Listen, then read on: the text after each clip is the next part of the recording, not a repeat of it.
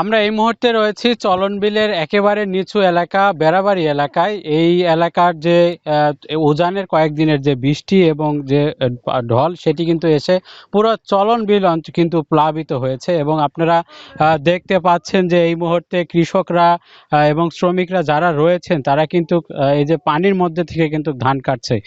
আমরা এই জমিটা একটু উঁচু দেখতে পেয়েছি, কিন্তু অন্য অন্য জায়গায় আমরা যেগুলো ঘুরে দেখতে পেয়েছি যে কিছু কিছু জমিতে কিন্তু একেবারে ধানের উপরে পানি রয়েছে, কৃষকরা তারপরে কিন্তু তারা ধান কাটছে এবং কিছু কিছু ধানেও কিন্তু আমরা যে গাছ সেটি গজানো দেখতে পেয়েছি। আমরা স্থানীয় কৃষি বিভাগের সঙ্গে কথা বলেছি, তারা আমাদেরকে জানিয়েছেন যে এখন পর্যন্ত প্রায় 250 থেকে 300 হেক্টর জমি ধান কিন্তু নিমজ্জিত হয়েছে চলন বিলে।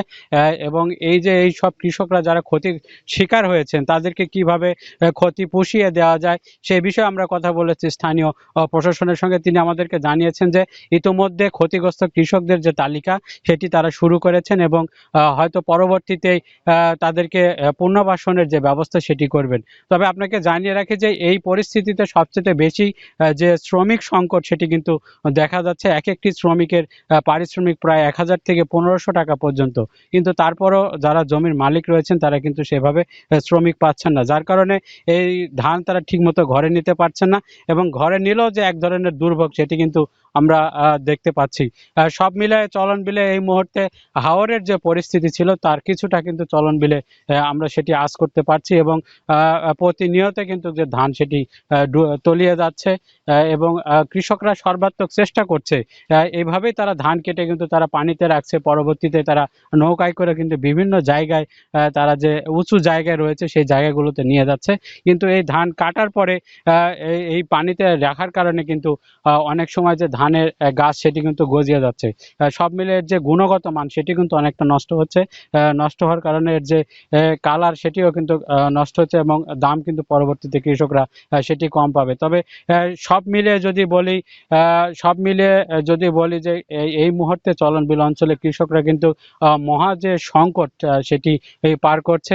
তবে সংকটের চেয়ে সবচেয়ে বেশি সংকট কিন্তু শ্রমিক সংকটের কারণে কিন্তু ধান তারা পারছে না এবং বিশেষ করে পুরো চলন বিল অঞ্চলে এবছর 36,610 হেক্টর জমিতে কিন্তু বোরো ধান রোপণ হয়েছিল। এখন পর্যন্ত আমরা যতটুকু জানতে পেরেছি প্রায় 60 থেকে 70% ধান কর্তন হয়েছে। আর বাকি ধানগুলো কিন্তু বিভিন্ন যে বিল রয়েছে চলন বিলের, সেই চলন বিলের বিলগুলোতে কিন্তু পড়ে রয়েছে শ্রমিক সংকটের কারণে এবং এই শ্রমিক না থাকার কারণে কিন্তু তারা সময় মতো কিন্তু তারা ধান ঘরে তুলতে পারছে না এবং এদিকে পানি বৃদ্ধি সেটি কিন্তু প্রতিনিয়ত বৃদ্ধি পাচ্ছে। সব মিলে এই মুহূর্তে চলন বিলে একটি মহা সংকট চলছে। তো এই ছিল চলন বিল থেকে আমার কাছে সবশেষ খবর।